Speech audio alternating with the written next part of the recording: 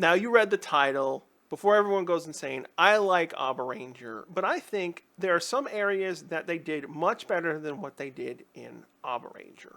Team backgrounds. I personally think the backgrounds of the main team, Kira, Connor, Ethan, were handled much better than what they did in Abaranger. Compared to what they did with Ranru, Ruga, they didn't really explore the character's background as much as you would like. Each of them all had different types of backgrounds. Ryoga came from the U.S., take care of their daughter, so he had a big responsibility. Ranru, she loved the mechanics, and Yukito was the chiropractor. But for the most part, those aspects of the character really didn't play into the series overall. Yeah, there were a couple of episodes where Ranru's mechanic skills were used, and they had a couple of episodes that did Yukito's chiropractic stuff. That particularly weird episode with the whole baseball stuff stands out the most, and of course Ryoga did take care of Mai through the season. It's not really delved into the story because a lot of the backgrounds of the characters just don't, there's nothing to factor into the whole aspect of the dinosaur stuff. While in Dinothunder, Kira, Ethan, and Connor, all their backgrounds factored into the story in some degree, choosing between becoming a soccer player or staying as the Red Ranger was an important element of his character. Kira, she's this goth-like girl who really didn't like a lot of things. She really didn't like Ethan as a nerd, Connor the jock. So we had these three budding type of characters that just didn't gel with each other. So a lot of those character aspects were integrated into the main story so that we could explore the characters in so many different ways, especially the alien meteorite that changed all their personalities. We got that really interesting episode out of it. Dinothunder's characters just felt more like they fit within the actual main story overall. Minions. Now, for the minions, it's not because the Triptoids look stupid. I don't mind goofy minions or villains from Sentai at all. But the Triptoids, I didn't like them even in Abaranger. And, Abaranger was supposed to be some, a mixture of goofy, serious type of Sentai season. But the Triptoids, I don't know. I think the designs for a lot of the villain stuff was very strange, and it kind of just did not fit. The Abarangers themselves had a theme. Dinosaurs, everything worked visually. I think Abaranger just couldn't really hit that balance between goofiness and the aesthetics to work together. School setting. Now this, I think, is a no-brainer. Now, I do like the Dino Curry shop, but the school setting worked much more better. It affects the characters' backgrounds. Because they're teenagers, they go to school, it forces the characters that don't like each other to work together. They have to always be with each other. So in return, it fleshes out their camaraderie. While in Abaranger, their base was the curry store. But because of the way they designed the curry shop, they couldn't really use the curry shop as a character in the story. Think of how Jungle Fury had the Jungle Karma Pizza, and it was their base and their training ground, but it still felt like a real pizza place. It was a real curry shop, but it was always very convenient that most of the time there was hardly anyone in there, and whenever they had an emergency, it could transform into the base and the Rangers can go out and do their thing, which is why the school setting works so much better, because it also built in a lot of the mysteries throughout the season, where we had the villains, unknown to Tommy and the other Rangers, spying on them. Super Dino mode. Now, people may not realize that the Super Dino mode in Abaranger was just available to them from the very beginning, so they always had that power up. So when we saw Connor unlock it fighting Trent in that episode, he already had it from the very beginning. But Dinothunder decided to hold out on it to use later on as a power up, and it worked so much more better.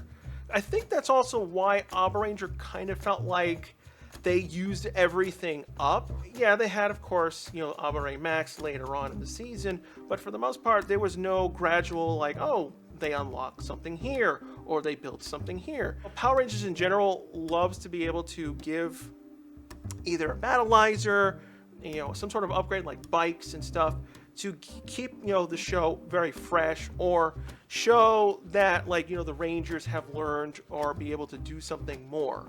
Well, in like Super Sentai, they kind of just had it right from the beginning. There was no worthiness of like, oh, I learned how to use the powers better, so I figured out a way to unlock this. Especially when Tommy was locked in his dreams, fighting for his life.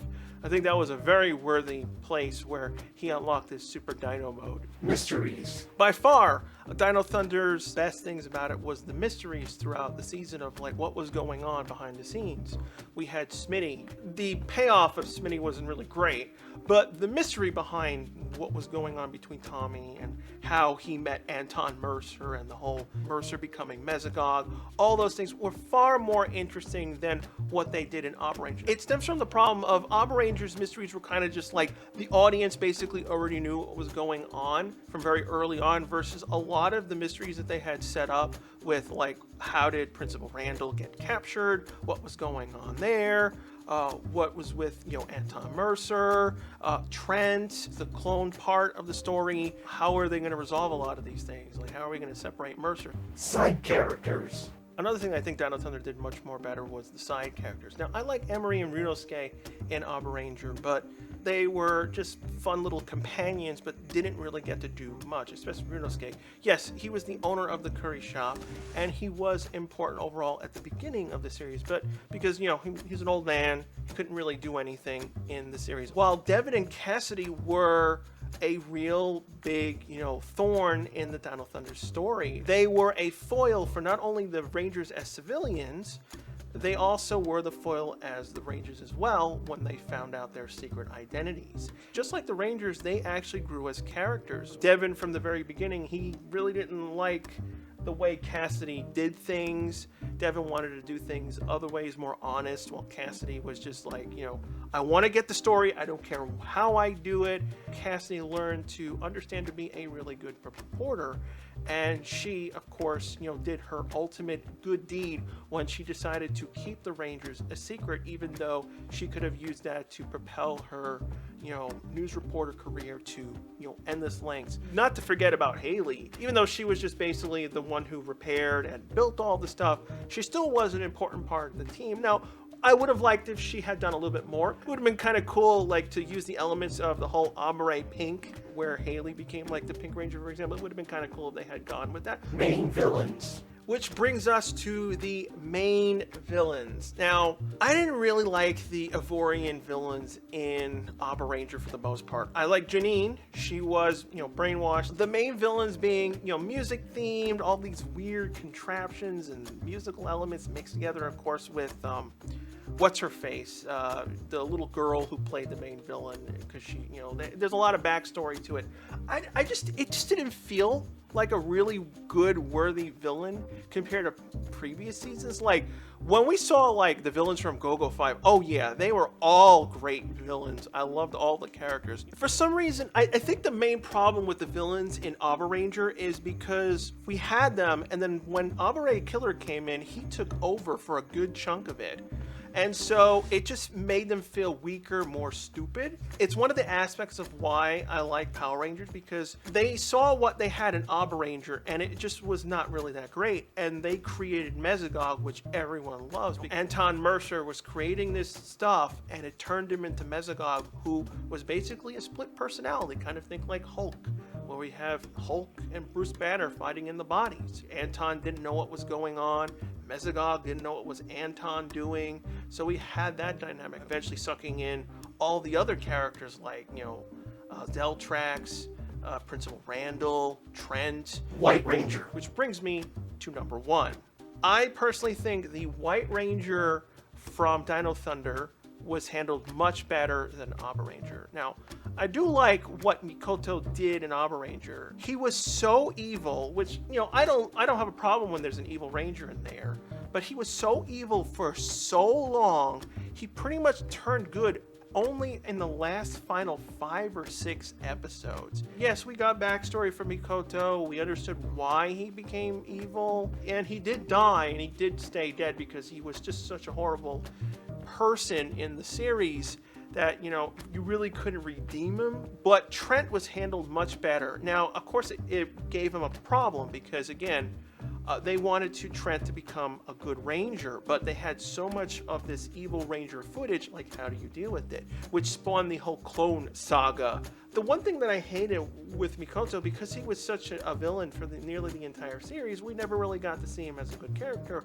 Well, with Trent, half the season was just him evil, and then when he became good, it brought in the dynamic of you're an evil ranger, how do we trust you? Things that were missing from MMPR, because I said in the past, MMPR, like everyone on the team except Tommy, pretty much straightforward, and I was like, there should have been some apprehension of a couple of the characters that be like, yeah, I know Tommy was brainwashed, but come on, can we really trust him? Could he be taken over again? It's not really a judge of the character, but more of like, do we risk this? There needed to be that, which Trent and everyone brought in. And of course, it links up to Tommy, so we can use his past experiences with Trent. The other team is really inexperienced. They don't really know what to believe, while Tommy understands what Trent's going through, and he's giving him the benefit of the doubt because he was in that position. So it brings in a lot of the classic MMPR elements. And I also love the evil White Ranger, and it did expand on key elements. Too much white energy will kill each other, and they had that final duel. Mikoto was evil for so long, it just kind of felt like it was a waste, and they should have just left him evil and had him just killed off. But I understand why they ultimately did it, because they had to improve toy sales. The one reason why they don't really use evil rangers is because a lot of people do not buy their products when they're evil rangers. I remember one of the main issues with Abaranger is that a lot of the stuff like the Dynaminder, Abaranger killers like Top Gowler and what, they did not sell that well. So that's the reason why whenever they do an evil ranger, it's not for a very long time. Sentai, of course, is its own thing and Power Rangers its own thing, but either or of the series can do better than its counterpart. Now, that doesn't mean Abaranger's bad in every single way. There's a lot of areas that I thought were much more better handled. For example, because we cut out the whole the dinosaurs could talk, they were much more cooler in Abaranger, for example. What I was really surprised of how well they handled the goofy nature of Abaranger. Like, that goofiness kind of clashes with Power Rangers in a lot of cases. Think of how Turbo was with Car Rangers footage. A lot of people didn't like it because Car Rangers was very, very goofy, and they tried to, lower that goofiness, but there were many, many episodes where Turbo just could not avoid it, and it was just like a lot of people didn't like those episodes, the pizza one being the most absurd one.